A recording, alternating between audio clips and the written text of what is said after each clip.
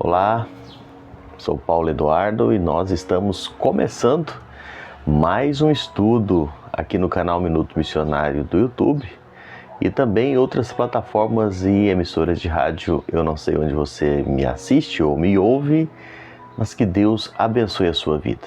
Todos os dias, às 6 horas da manhã, nós temos estudo novo no canal do YouTube, o canal Minuto Missionário. Se você não fez sua inscrição, faça. Nós temos reflexões, nós temos algumas transmissões de culto, também alguns vídeos de outros temas sobre missões. Diariamente nós postamos conteúdos. Eu quero convidar você também a me acompanhar no Instagram, Paulo Eduardo Missionário. Você pode procurar lá, nós estamos também sempre atualizando, não é?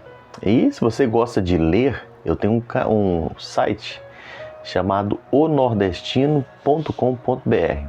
Lá eu escrevo artigos e sempre estou publicando novidades lá. onordestino.com.br. Acesse e leia os artigos que eu escrevo semanalmente ali para aquele site. Eu quero convidar você a se inscrever no canal Minuto Missionário, a deixar o seu gostei, seu não gostei, fazer um comentário, interagir conosco. É importante a sua interação. Agora vamos estudar juntos a Bíblia. Eu te convido a me acompanhar. Vamos lá? Hoje nós vamos começar um bloco de assunto que Paulo vai tratando no capítulo 4 de 1 Coríntios. Vamos iniciar hoje 1 Coríntios 4 e esse bloco vai dos versos 7 ao verso 13. Nós vamos ficar alguns dias aqui nesses textos, estudando esses versículos, observando a forma com que Paulo vai falando sobre o ministro. Nós estamos falando sobre as marcas de um ministro. Paulo está exortando a igreja em Corinto a entender e acabar com aquela divisão que eles tinham, né? De ficar, eu sou de Paulo, de Apolo, enfim, você já deve ter ouvido isso aqui. E Paulo está dizendo para eles agora, nesse bloco de versículo, especificamente no verso 9, que o ministro é um espetáculo para o mundo.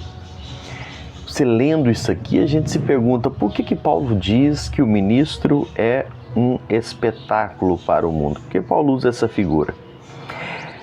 Para nós talvez seja um pouco distante essa figura, mas para a igreja que Paulo escreve, para a época que Paulo está escrevendo, essa imagem era muito familiar, principalmente dentro do Império Romano.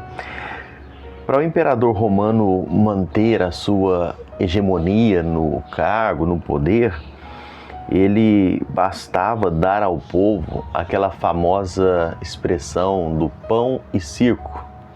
Já deve ter ouvido e, lamentavelmente, em outros meios e modos, muitos hoje usam ainda essa mesma estratégia do pão e circo. Mas voltando aqui, os imperadores procuravam trazer para o povo entretenimento e diversão para o povo, preparando espetáculos para agradar o povo. Então criou-se em quase todas as cidades do Império Romano os chamados anfiteatros romanos. Se você acompanha alguns vídeos de viagens daquela região do antigo Império Romano, você vai ver que em quase todas as províncias sempre existiam anfiteatros. Eu estava esses dias acompanhando alguns estudos, alguns vídeos, de viajantes, e em quase todas as localidades existem ruínas dos anfiteatros romanos. E qual era o propósito? Era promover espetáculos para a população. O governo entretinha o povo apresentando espetáculos. E o povo ficava entretido com aquilo e gostavam e se calavam. Exemplo, quando um general romano ia para a guerra e tinha sucesso, ele entrava na cidade trazendo os derrotados com correntes pelo pescoço, e aquele general romano entrava na cidade arrastando aqueles escravos pelo pescoço, e eles eram então levados em procissão, até o anfiteatro, e lá eles eram obrigados a enfrentar feras até a morte. E o povo gostava de assistir aqueles espetáculos macabros, ou eles eram mortos pelas feras ou a fio da espada também, pelos próprios soldados. E Paulo diz assim no verso 9: porque a mim parece que Deus nos pôs a nós, os apóstolos, em último lugar, como se fôssemos condenados à morte, porque nos tornamos espetáculo ao mundo. Interessante, Paulo usa a palavra aqui, ele usa uma palavra que é até familiar na nossa língua portuguesa. Paulo usa a expressão grega theatron, que significa espetáculo, que é a mesma palavra que dá origem à palavra teatro que nós conhecemos hoje. Paulo diz que o ministro cristão é o teatro do mundo e a sua vida se desenrola num palco na arena da morte. Paulo está fazendo esta comparação, esse paralelo. O Coliseu Romano se tornou o centro dos espetáculos. Você já deve ter ouvido dessa história, né? Os cristãos que eram colocados para lutar com feras expostos até a morte. E essa figura que Paulo evocava para os apóstolos, diz que os apóstolos, eles são colocados, os ministros, na verdade, né? Estão no pódio para os aplausos dos homens. Eles não estão no pódio para aplauso dos homens, mas eles estão na arena para serem levados, serem entregues até a morte. Ministros não estão para ser aplaudidos, ministros não estão para ficarem famosos, para ficarem sendo tietados como celebridades. Paulo diz nada disso. Nós estamos num anfiteatro para sermos deixados até mesmo à morte. É essa figura que Paulo traz.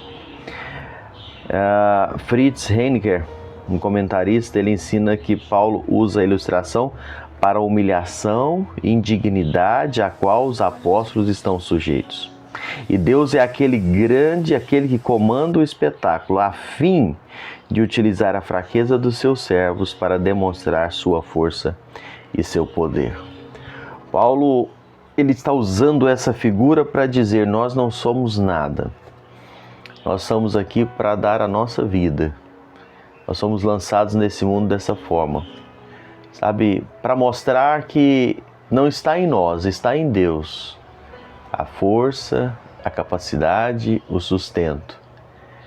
E sabe, meus amados, eu leio isso aqui e eu fico pensando na diferença hoje que nós encontramos nos chamados ministros, líderes religiosos, na sua grande maioria, os mais famosos, as celebridades do meio gospel, pessoas que são adorados, são venerados, pessoas que as pessoas pagam caro para estar junto deles, para tocar neles, fazem filas para tirar uma foto com eles porque são celebridades. E a gente lê a Bíblia e Paulo fala que não são nada disso não. Estamos aqui nesse mundo expostos à própria morte. Estamos aqui neste mundo para nos entregar de forma totalmente para a vontade e para o plano do nosso Deus. Ministros não são celebridades, ministros não devem se preocupar com a fama, mas devem se preocupar em dar a própria vida em favor do seu Senhor, o seu Mestre, o nosso Senhor e Salvador, Jesus Cristo. Paulo faz 4 contrastes nesse bloco que nós vamos estudando aqui. Paulo, para revelar essa ironia, né, contra a igreja de Corinto, Paulo fala de reis e prisioneiros, de sábios e loucos, fortes e fracos, e nobres e desprezados. E nós vamos estudar nos próximos dias, o Senhor permitindo, sobre essas expressões que Paulo usa aqui. Por hoje, Deus te abençoe, muito obrigado por nos acompanhar e eu espero você no próximo encontro, se assim o Senhor nos permitir.